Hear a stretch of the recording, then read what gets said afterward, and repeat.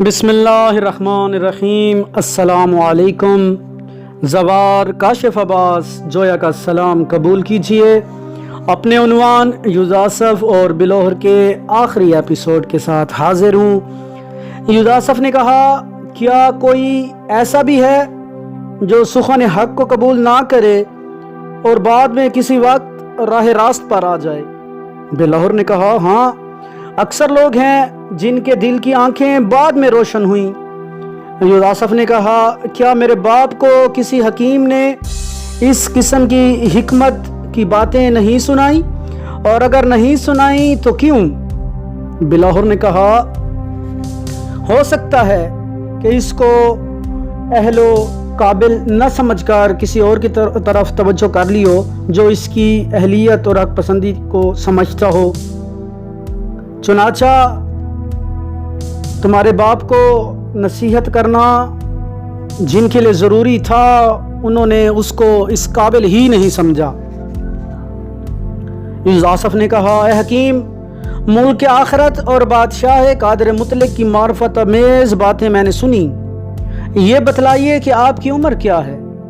بلوہر نے کہا، 12 سال۔ شہزادہ سن کر حیران رہ گیا اور کہا، میرے خیال میں تو آپ کی عمر 60 سال معلوم ہوتی ہے۔ بلوہر نے کہا، سچ کہا آپ نے، میری ولادت کو 60 سال کا ہی عرصہ ہوا ہے، لیکن میری اصل زندگی وہی زندگی ہے جس میں زندگانی آخرت کی معرفت ہو۔ باقی زندگی دنیاوی و فانی کو میں عمر میں حساب نہیں کرتا۔ یوزاسف نے کہا، اے حکیم، اگر کل آپ کو موت آ جائے تو آپ خوش ہوں گے؟ بلوہر نے کہا، کل نہیں، اگر آج اور ابھی مجھے موت آ جائے تو میرے لیے ہمیشہ کی مسرت کا مقام حاصل ہوگا۔ یہ سن کر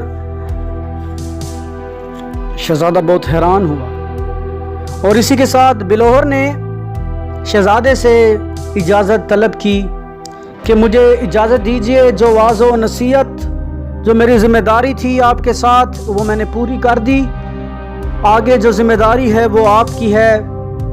میرے انتظار میں کوئی اور ہے جس کو جا کے میں نے وعظ و نصیحت کرنی ہے، اس لیے مجھے اپنے ملک جانے کی اجازت دی جائے۔ بلوہر نے اجازت لی۔ یوزاسف نے بلوہر کا شکریہ ادا کیا اور بلوہر کو جانے کی اجازت دی۔ بلوہر کے جانے کے بعد یوزاسف بلوہر کی جدائی سے اداس اور غمگین ہوا، مگر عبادت اور ریاضت کو روز بروز بڑھاتا گیا۔ جب با کمال عالم دین اور عابد ہو گیا تو ارادہ کیا کہ دیگر ممالک میں جا کر مخلوق کو ہدایت کی جائے۔ اللہ تعالیٰ نے اس کے پاس اپنا ایک منتخب کردہ بھیجا۔ وہ انسانی شکل میں خلوت میں اس کے پاس آیا اور بولا، خدا کی طرف سے تجھے آفرین و سلامتی ہو، تو اللہ کی خلقت میں ایسا ہے جیسا حیوانوں کے درمیان ایک انسان۔ میں اس خدا کی طرف سے ہوں جو تمام جہانوں کا مالک ہے، تاکہ تجھے رحمت خدا کی بشارت دوں اور دین آخرت کی باتیں بھی سکھاؤں۔ گوش ہوش سے سن اور عمل کر، دنیا داری کا لباس اتار، خواہشات نفسانی کو چھوڑ، ناپائیدار اور فانی بادشاہت سے ہاتھ اٹھا لے، جس کا انجام حسرت و ندامت کے سوا کچھ نہیں۔ وہ سلطنت حاصل کرنے کی کوشش کر جس کو زوال و فنا نہیں۔ گفتار و کردار میں سچائی پیدا کر، عدل و انصاف پر چل، تجھے خدا نے دیانتداروں کا پیشوا اور خلقت کا رہنما بنایا ہے۔ یہ سن کر یوزاسف سجدے میں گر گیا۔ فرشتے نے اسے لوگوں کی ہدایت کا حکم دیا اور کہا، تجھے ہدایت کی خاطر دوسرے ممالک میں جانا ہے۔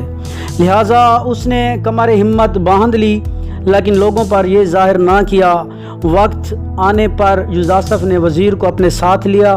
جب باہر نکلے تو ایک خوبصورت حاکم نے اس کی لگام تھامی اور کہا، اے شہزادے، اپنے ملک اور اپنی رعایا کو چھوڑ کر کہاں جاتے ہو؟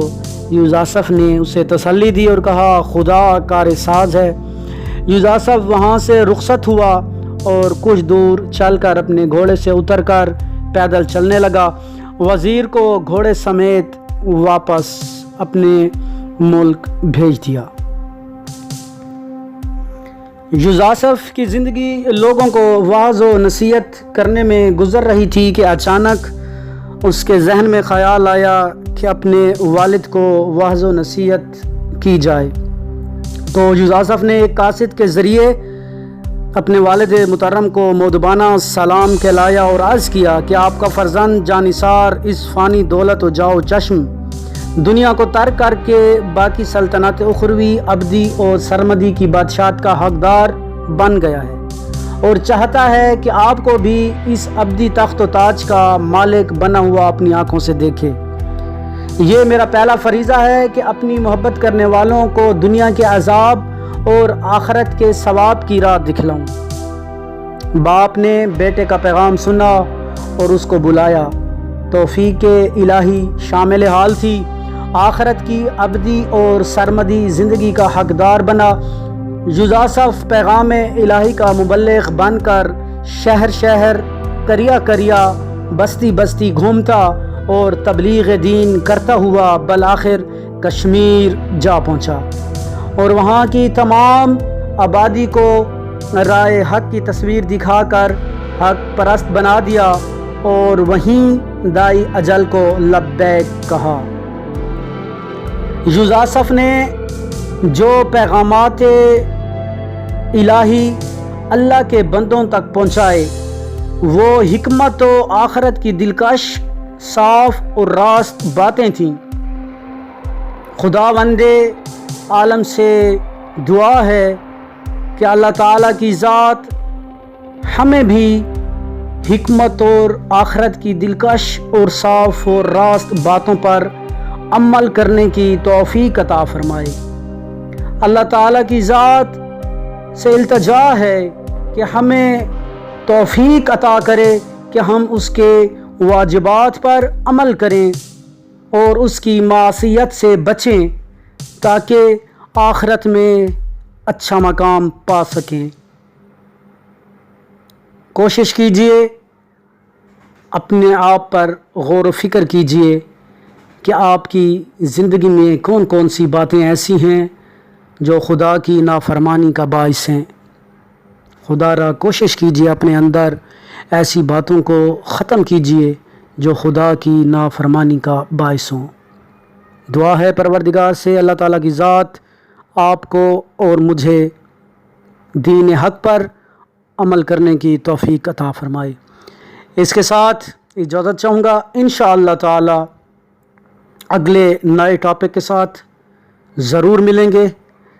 پھر وہی بات کہ چینل کو ضرور سبسکرائب کیجئے، لائک کیجئے تاکہ یہ اچھی باتیں، نیکی کی باتیں دوسروں تک پہنچ سکیں۔ اس کو شیئر بھی کیجئے۔ اللہ تعالیٰ اب تمام کا حامی و ناصر۔ اجازت دیجئے، اللہ حافظ۔